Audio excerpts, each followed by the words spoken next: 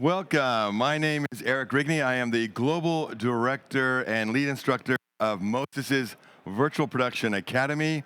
We have academies in Los Angeles, London, Bangkok, and Seoul. Don't be shy. Come on in. Come on in. We need room for people to pass by, so if you want to come in and learn something, get closer. We're going to talk today about how to go from scan to shoot using some new technology. So today we're going to talk about Gaussian splat, LiDAR, photogrammetry, SLAM, scanning process. We're going to take you all the way through the scan, through process, and importing to Unreal Engine, and then use cases of this awesome technology. So this is the workflow that we're going to go over. We're going to go over scan, process, and Unreal Engine.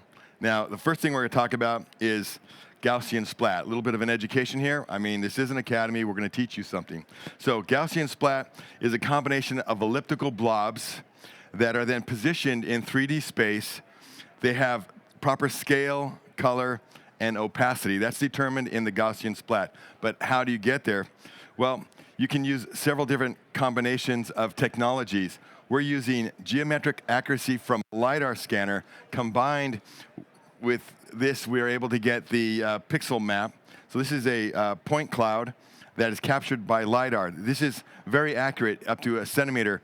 This device will capture up to 40 meters, and these points are very accurate. Now you combine that with the photogrammetry visual detail where you get your textures, and what you get is a scan that looks like this. Now, that's not all. We'll talk about SLAM. Oh, we're not getting, I missed my SLAM part. Well, I'll talk a little bit about SLAM. SLAM is a combination of, it stands for simultaneous localization and mapping. And what that means is we're combining these two technologies to create this map. All right, now let's keep going, and we will go. Yes? We will? Okay, so we're going to talk about the scanning process. First of all, I'm going to talk about the scanner itself. So if you look at this, it's very small, very compact, and in here we have a GPS. This helps you locate your scanning path as you're going through and capturing the imagery. Up on the top here is a LiDAR. A LiDAR, what it's doing is it's sending an infrared light pulse out, and it returns back here, and that's how it's measuring the space. And it does it very quickly. On the sides here, you see 180-degree cameras. This is what's capturing the photogrammetry information. So we have our LiDAR information combined with our photogrammetry. The battery is just right here, and there's a button to get operations. You can access the interface either through linking in your smartphone, or you can hardwire it in. So this is the device, super simple, super light. So the steps in scanning is we're going to power it up, and you can either hardwire it or you can set it up with your smartphone. As I said, now the initialization process is very important. Now, the reason why it's important is because when you're working in Unreal Engine, you need to have a point of reference. Also, when you're working with camera tracking, you need to have a 0 point of reference, and that's what the initialization process does. Before you start scanning, you want to know where you want to place that, and you also want to imagine what your scanning route's going to be, because as you scan, you want to know what you're going to do ahead of time so you're not hesitating. You want to keep moving once you start scanning. So if you want to have greater accuracy even, you can have ground control points that you've established ahead of time, and if you place them strategically, you can scan multiple areas and later mesh them up together. So if you have these ground control points and you've located them, you let the system know, and as you go through, you'll be able to overlay them together. Now, we power this up simply by pressing this button, and it comes up. We hold it for a little bit, and then it'll come up. So first we get a blue light, and then it goes to green. So smartphone interface is probably the hardest part for me to get going. And then once we get the connection, it's all easy. So when you're choosing the initialization point, you have to find a flat place. You want to be able to let it freestand. So this is going to decide your point of origin. So when I scanned this booth, I did it from outside on the floor there. And it has a base plate. We weren't able to bring it over when we shipped this over, but it would stand on its own. Let's see, maybe I can just balance it out here. Okay, and then it initializes in about 15 seconds. Now you've established your point of origin, if you will. And then you can begin scanning. So once you start lifting it up, you start going. Now with this one, what you're going to want to do is you're going to want to hold it at about a 15-degree angle. If you want to see the textures on the ground, you might want to have it in a disorientation. And what you're going to wind up doing is as you're performing your scan, you're going to do a low one, and you scan your area if I want to capture this area, and then I'll do a mid-range one. Now I would turn the camera toward the wall if that's what I wanted to capture the most detail. In this case, I would probably scan it more this way, and then I would do a high one. So I do 3 different ranges. I would angle it 15 degrees this way if I want to capture the textures of the floor. If I'm having it front ways this way, I would have it 15 degrees. So you have it 15 degrees at the area that you want to see the floor, right? So that's how you get your scan, and you do your walking in a serpentine. So if I was going through this room, I would go and I would do my serpentine walk. Now, doing the serpentine walk is only crucial in this space if you want to get great detail in here, because you know you're going to walk around and come on the back side of things. If you wanted something really quick, you could scan this whole thing in 5 minutes, and it'd be good enough for a video game. But if you're more into cinema and those types of things, you're going to want to get a more detailed scan. And then once you started your initialization process and started scanning, you want to go and do your whole loop, as I did around this whole building, and came around, and then I end it where I started. So wherever you started your scan, your initialization process, that's where you want to end it.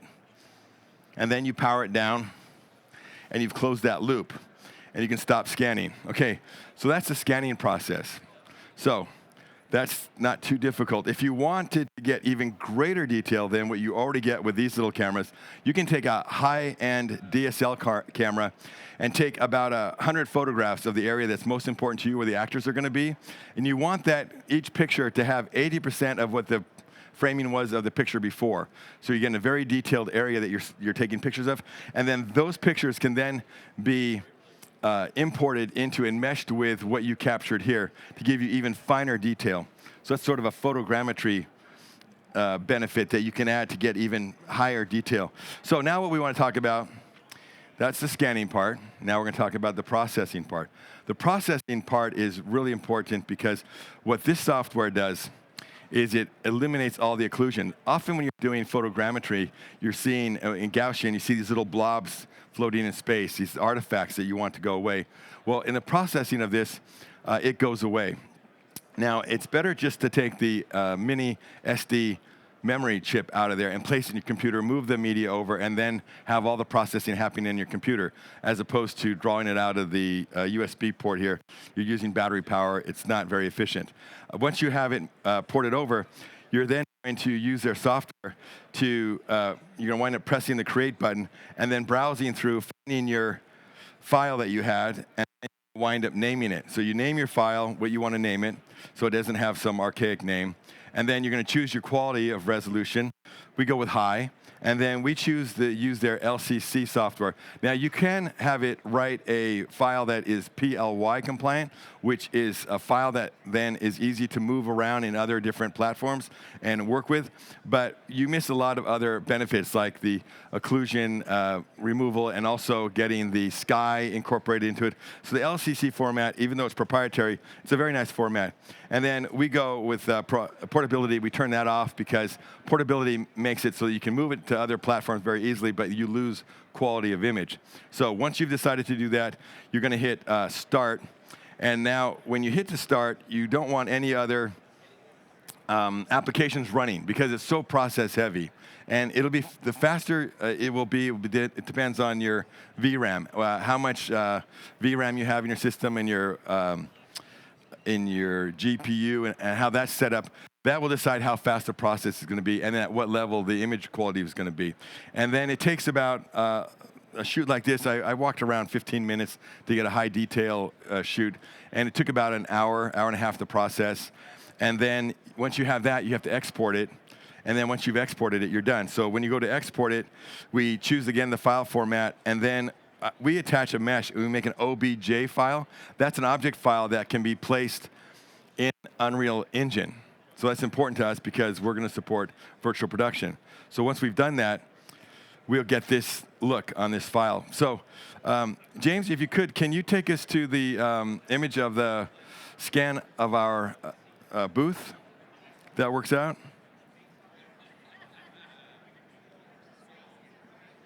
Okay. Can you flip over to yeah, that one. So this was the scan that I took. And what I want you to know about this scan is there were 6 people working in here at the same time that we were doing this scan, and you don't see the people. They're not there because they were considered as occlusions, so they removed them. The software does this. And it's pretty amazing, right? Every time I see this, I'm so impressed. Now, full disclosure, the first time I ever touched this was Saturday night. I learned how to use this. Saturday night I started playing with it. This is my 3rd scan, and already I'm getting high-quality scans. So it's very intuitive. It's very simple to use. So it's really it's a lot of fun, really, to do this. But if you're comparing this to what Unreal Engine can do, and Unreal Engine artists, they can't get this quality, this photo quality. Normally, their quality is a little bit game-like looking. This one has photorealism, and this only took a couple hours, where if I were to do this in artist, it would take me days, weeks, months to get this type of clarity.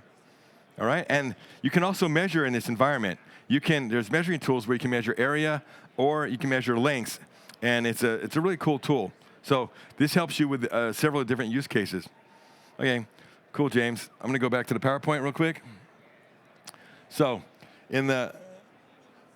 so we showed you the process. Now, with the process, what I'm going to now is I'm going into Unreal Engine. How do I get into Unreal Engine? Well, we have several plugins. We have our Mo-Sys plugin, the VP Pro plugin, that allows you to bring the environment in Unreal Engine onto a green screen or an LED wall. Also augmented reality, XR set extensions. That's what our software does. But you also have to apply their LCC plugin so that you can get an LCC actor, which is basically the environment, the Gaussian splat environment. And we then select their Gaussian splat actor, the LCC actor, and we place it in the environment along with the Mo-Sys stage and camera so that we can have everything coordinated for excellent camera tracking. So we'll be able to track anything we want to and add any other 3D assets or actors in Unreal Engine within this environment. All right? And then you want to move the LCC actor, not the Mo-Sys stage, which is a little technicality. But anyway, this is how you load the software. You just, in the plugins, we'll have our Mo-Sys software will go in there, our plugin that goes in there. And then what you do is you wind up adding the LCC. Let me just go back. You add the LCC for Unreal plugin so that we can see the actor. And then once we have that, we are now in Unreal here. And we're going to choose the LCC actor, and we're going to select what environment we want. So once you have it installed with the actor, you highlight the actor, you go into details, and you hit Select LCC File, and you go and browse the environment that you want, right? So James, could you go to the Unreal Engine viewpoint with the colonnades?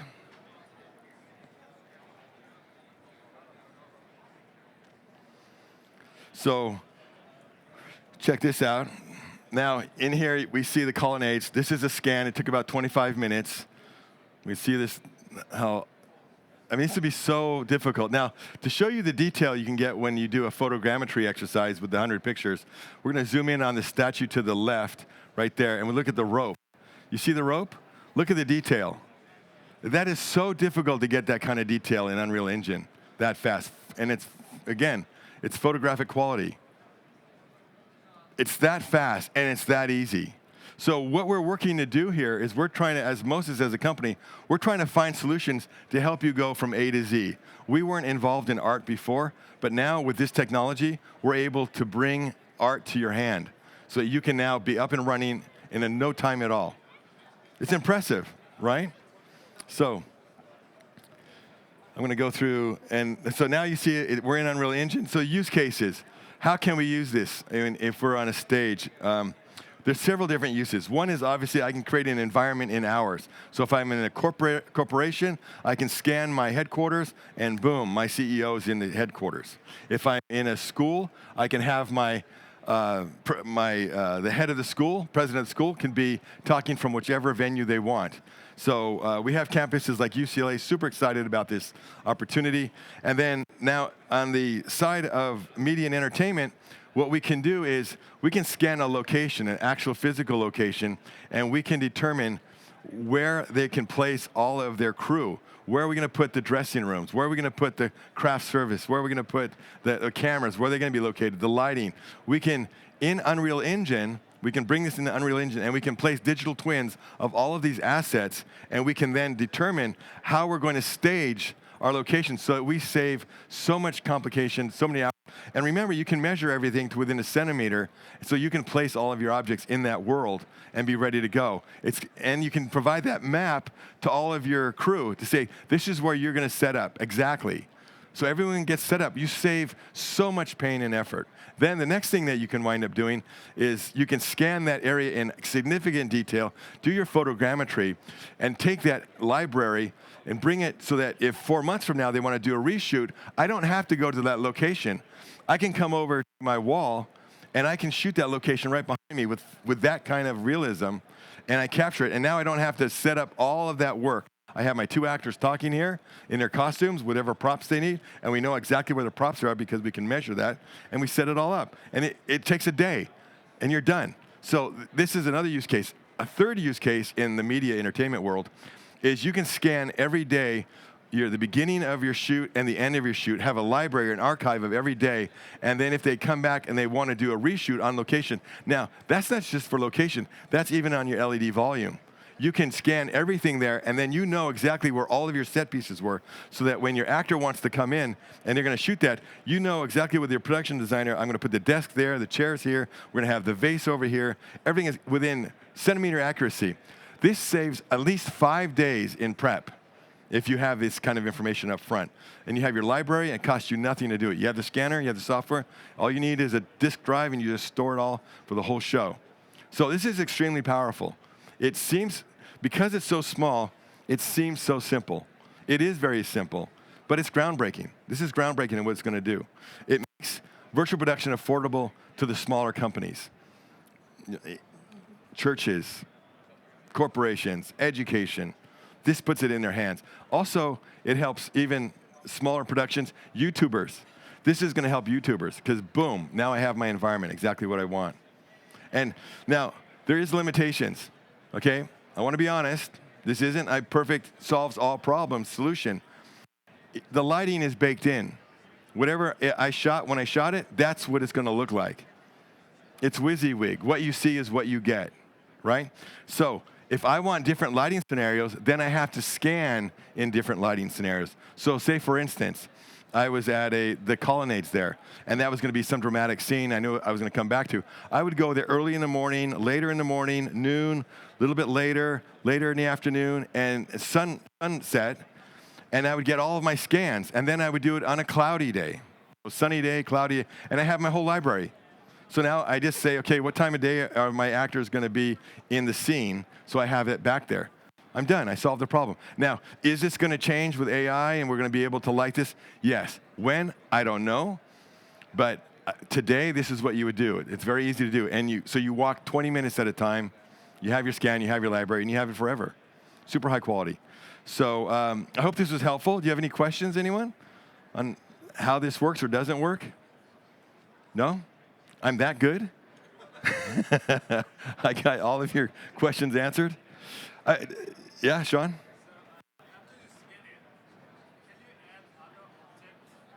Yes. So Sean is asking, so if after you scan your environment, your 3D environment, could I place other objects in there? Yes, I just got a contract from Doritos. They want Dorito bags everywhere. Yes, put your assets, your Dorito bags, place them everywhere. Coca-Cola, put the bottles everywhere. Change the sign to look like Coca-Cola. Whatever you want to do. It is in Unreal. It's just like in Unreal. You move any assets you want. You want your virtual humans walking by, put them in. And if they're walking by, they'll walk behind the column. They won't be in front, or they'll be just like in the 3D world. It is a 3D space.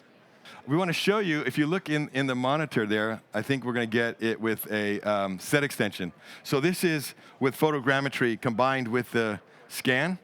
And then we can add, sometimes we're able to add set extensions. So you get a larger looking wall. So you might have a small wall here, but a larger wall in what's captured. And I don't know if photogrammetry is really the most accurate term. I think it's more accurate to say that it's using panoramic imagery, the frames. And then, because photogrammetry requires, well, that's why they're wanting you to go walking speed, not fast. I don't think you can get on a car and do car plates. I don't think that's going to happen. I don't think you can be on a bike or a skateboard. You can make it look like that, you speed it up. But I don't imagine it'd be too long before you would be able to put this on a car and capture your car plates. But we're not there. We're not there yet. So yeah, does that answer your question? Yeah. Any other questions? Yeah, we're all good?